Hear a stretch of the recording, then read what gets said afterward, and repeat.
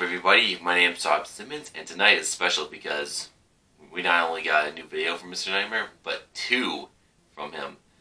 It must be his Thanksgiving treat, and as you can tell by the title, the first one I'll be reacting to is 3 scary bicycle horror stories. And as a biker, I'm sure I'll be able to relate to some of these stories. And I have lots of films, so that being said, I'm going to jump in. 3, 2, 1. Great way to open this video. With a GoPro view. When I was a little younger, I enjoyed off-road biking, like on bike trails in the woods. Living in rural Massachusetts, I always did a lot of exploring, usually on my bike. Oh yeah, there's gonna be a lot of trails in that area. One of those many days that I was feeling adventurous, I got on my bike and rode down Irving Street, the road my parents' old house sat on. This road went a long way down, and it basically just ran through trees in all directions, with the occasional farmland. I'd usually cut off this road onto an intersecting road, or I'd just ride into the woods through one of the dirt paths. This particular day, I kept going further than usual on Irving Street, hoping to find these cool bike trails one of my friends told me about a few days prior. He said the entrance would be a little past a deer crossing sign. I didn't find the sign though, but I did find a trail that veered off the road into the woods. It was wide enough to easily navigate on my bike. So I turned off Irving Street and onto the dirt trail, which immediately dropped to a decline, allowing me to instantly pick up speed. Whoa. I still don't know if these were the trails my friend was actually talking about or not, but they were fun to ride on, as they were very hilly and windy. Well, sounds like fun to me. Rode around the I don't think it'll be fun for long, though, knowing Mr. Nightmare. Until I started to get thirsty and realized Excuse I me. had forgotten my water bottle at home. Of course. Uh-oh. So I decided to cut my bike ride short and start looking for the way back to the road. I rode around the trails trying to remember which way I came from, but it was literally a maze. Irving Street was a very quiet road, so hoping to hear the sound of traffic was kind of pointless. This was back when flip phones were a thing, and I didn't even have a cell phone yet, honestly, so I couldn't exactly just whip out my iPhone to look for directions. Then I realized I wasn't alone in the woods. There Who was was a with woman them? not too far away from me, just standing there watching me, kind of creepily. Whoa. She was older, probably 60. That's all me. I called out to her asking for help because I'm lost. She replied in a low voice, yet I could somehow make out what she said. She said, "You shouldn't be in here." I apologized and asked for directions one more time, but she said, "Get out now," in a disturbingly sadistic way. I'd start biking if I were you. I rode off down the trail, resuming trying to find the road again. But from that moment forward, every 5 minutes or so, I'd see that lady, not What? too far away, always looking at me. This went on for some time, to the point that I got so uncomfortable that I hid behind this giant stone for a while once I lost sight of her. I waited for a long time, and it was getting dark quickly. I swear I was starting to freak out. Another half hour of trying to navigate this maze, and it was getting too dark to even make my way around on the bike. I could barely see the trails now. I was so tired Oh, I had no. to sit and take a breather, but something in my gut told me I was being watched. Like, you ever just get that feeling that you can sense the presence of someone else around you? I have. Right, because the old woman's voice broke the silence. She said, "Come here," but in a low voice, almost a whisper. It's like she was No, closer no, to no, me no, than no, I was no, no, no. comfortable with. I couldn't see a thing. I held myself together until she started making these cackling sounds. And that's when I lost Whoa. it. I threw my bike to the floor. That was the last time I ever saw it. I started screaming, running through the woods. The nightmare Don't leave your of trying to bike. find my way out of the woods finally ended when I saw the lights from a house not too far away. I ran as fast as I could to it and rang the doorbell. An older man answered the door and asked him for help, for some water and a ride or something. Thankfully he was nice and happily offered to give me a ride to my house. You're lucky, He kid. seemed particularly freaked out when I told him about the creepy woman in the woods. He said 3 people had gone missing in our county just that month alone. He also knew the Whoa. trails I was talking about and said they were not privately owned by any woman, making the situation even weirder. I of course was furious about leaving my bike behind, but I had to get out Right. of there. That woman had been stalking me riding on my bike for potentially hours. She was basically right in front of me in that pitch blackness. I think there might have been something supernatural about that, but don't throw your bike away. You'll get away faster. Browsing the app Letgo one day, I came across a listing for a free bike. It was a black Trek brand, Nice. which is a top bicycle brand. At the time, my bike was an old piece of crap Schwinn that I hadn't used in years, so obviously this listing caught my eye. I contacted the lister, asking for more details. Was this a Craigslist story? Where and when would I be able to pick it up?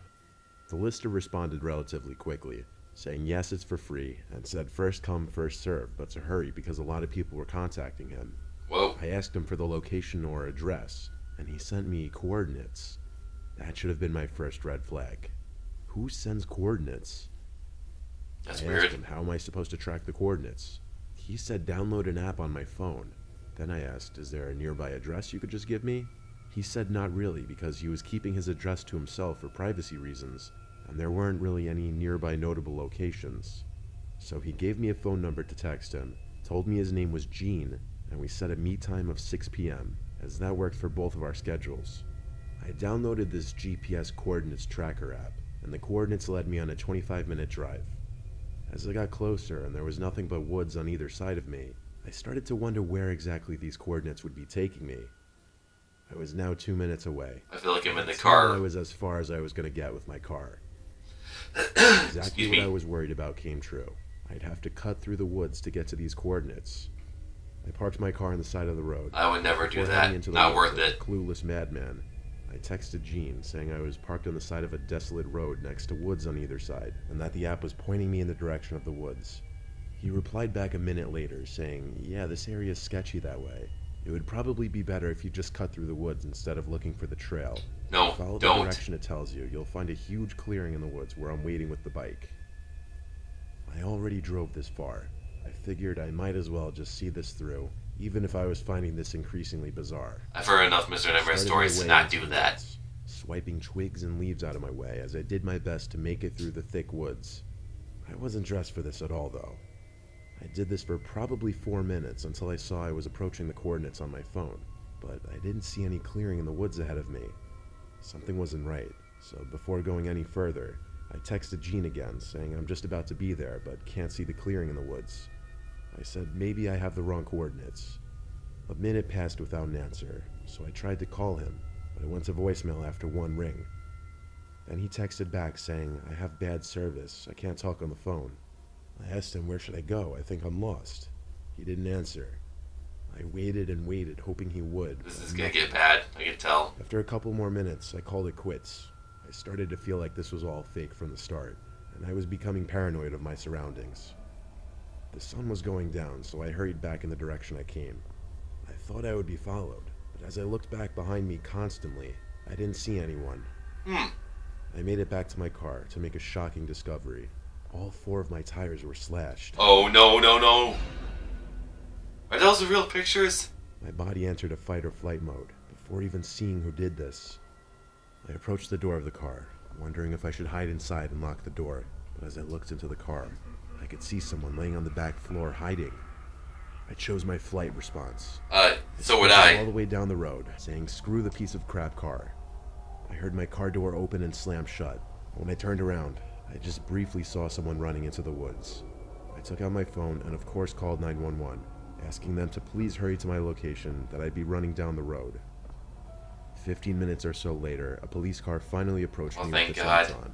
They escorted me back to the scene of the crime, my car, and took a police report, which included every detail like the slashed tires and the text conversation.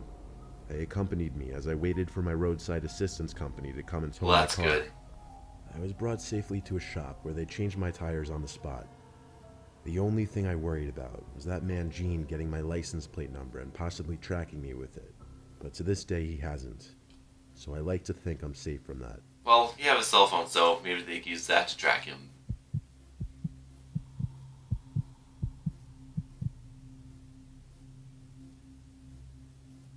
When I was a teenager, before my friends and I had our driver's licenses, our main means of transportation was our bikes.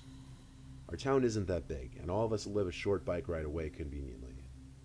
We'd often go for bike rides during the day, just around the neighborhood for fun, but we really liked going for bike rides at night, especially in the town area on Main Street, by the bars and hubbub. It was a Friday night, pretty late, probably approaching midnight. I biked to Main Street with my friends Jackson and Rodney. I've actually never biked at night It was a before. 15-minute bike ride from us. Actually, I There have. were I still some people stand out corrected. walking around down the street. Of course, we were only like 15 or 16, so we weren't actually going into any bars, just riding around for the vibe. We hung out in one of the parking lots on the street that we'd often just chill at. At that hour, there weren't many cars left in the parking lot. It was quieting down for the night. Roddy was the one to notice when a car pulled into the lot with its lights off and kind of parked conspicuously, in a way that it was facing us. After a few minutes, Jackson pointed out that he was pretty sure the guy in the car looked like he was watching us, so we started to migrate our hangout elsewhere. We biked out the exit of the parking lot and back onto Main Street, and the car also left the parking lot shortly after us. We all knew just by a single glance at each other, and didn't even have to speak a single word to know to start pedaling fast down the road. The car trailed us, but not too close behind. The driver must have somehow thought we weren't aware of it. Yeah, I knew it. Off, not to mention. He's watching Let's them. get to my house instead of just aimlessly biking around trying to lose him in the streets. My house was the Good closest. idea. It took us only like 5 minutes to get there. Before the car could turn the corner onto my street, we hurried to my backyard gate and rushed inside before he could see. We entered my house through the back door. My dad was still awake, surprisingly, in the living room. He was watching a movie. We all asked him if he could check outside if the car was anywhere out there. He stepped outside for a second, then came back inside saying the coast was clear. He said we were smart to bike away as soon as we were suspicious. Anyway, my dad went to bed after his movie, and usually he wanted my friends out by that point, so Jackson and Roddy left on their bikes. I swear it wasn't even 20 minutes later. I'm not sure about that. Bed after hearing something from the backyard. I went to my window and looked down to the backyard. I lifted my window up a little more, very quietly, just to better hear the sound. It was like this little clicking, rustling sound that would repeat every, 4 seconds. I stuck my head out the window, and I saw the shed door was open, but that didn't answer what that clicking sound was. I went to my dad's room and woke him up. He came with me first to my room, where I showed him the shed door, and then made him listen for the sounds. But now the sounds had stopped. The two of us rushed downstairs to the back door, where we flicked on the backyard light. My dad yanked the back door open and stormed into the yard, yelling for whoever was out there to come out. I worried about him going in the shed alone, so I came with him. But besides all the tools and other basic shed equipment, bikes and other shit like that, there was no one hiding in there. We found out on the way back inside the house that the clicking sounds I was hearing was someone trying to tamper with the outside lock, as the entire door handle was completely scraped up and almost ruined. The Wow. lock still worked, and that was only the storm door. There was still another door with a working lock behind it, so it was still safe. That's why My dad told me Get to just high go quality to bed, locks. stay downstairs for the night, and keep the outside lights on. He said he had the police come the next morning before I woke up. I'm 99% sure it was that man who followed us in the car. Yeah, I don't know for sure I'm how certain. or when he found out where I lived, and I'm not sure why he gave up on busting the lock. Anything I say would just be a guess. Yeah, I wouldn't know how to guess either why he gave up.